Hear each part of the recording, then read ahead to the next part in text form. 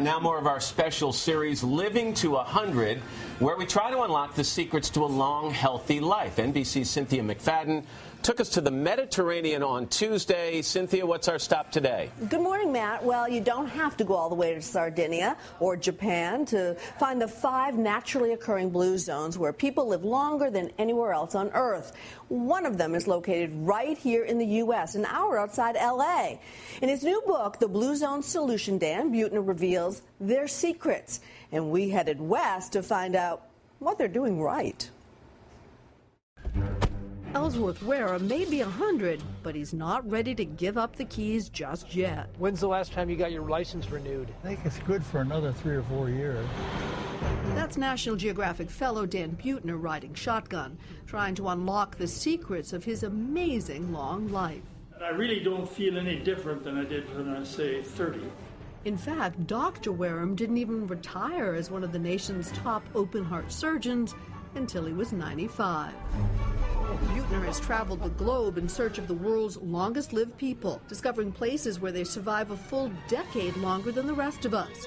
He dubbed them the Blue Zones. And that counts every bit as much as going to the gym does. We went with him to the Italian island of Sardinia, where men live longer than any place else on the globe. But this blue zone where Dr. Wareham lives, the only one in the United States, is just an hour outside Los Angeles, in Loma Linda, California.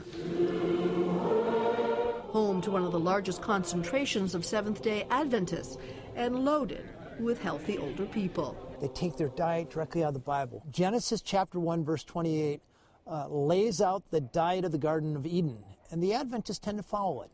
They eat beans, pulses, green plants. And while there is a McDonald's here, it's Loma Linda's grocery store that really holds their secrets. A real sourdough bread with lactobacillus instead of yeast actually lowers the glycemic load of a meal. So you can eat this, and actually the sugars will burn more slowly than it would if you didn't eat bread at all. There's no meat department, just stacks of beans and lots of birthday candles.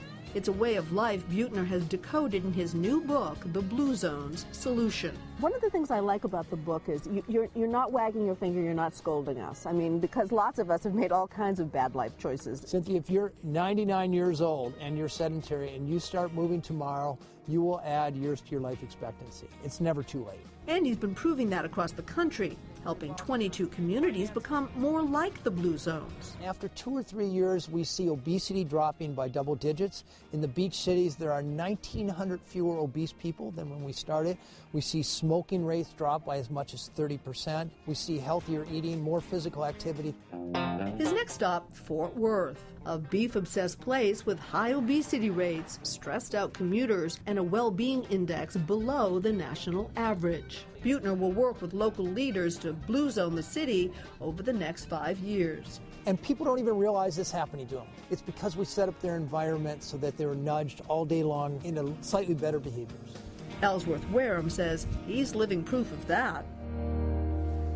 Well, now, Tuesday, we shared with you that Canino wine, the so-called longevity wine that the Sardinians drink. Well, okay, bad news, at least for me. In Loma Linda, they don't drink at all. Well, bring out some of yesterday's wine. What they do have in common is this plant-based diet and a sense of community, and I think this is really interesting. They interviewed over 200 centenarians around the world, and of those 200, only 5 said they didn't have a strong religious belief. So. Wow. Just a little takeaway. Interesting. Great information. Yeah. I want to tell people, by the way, Dr. Oz will be here with his take on Living to 100 tomorrow morning.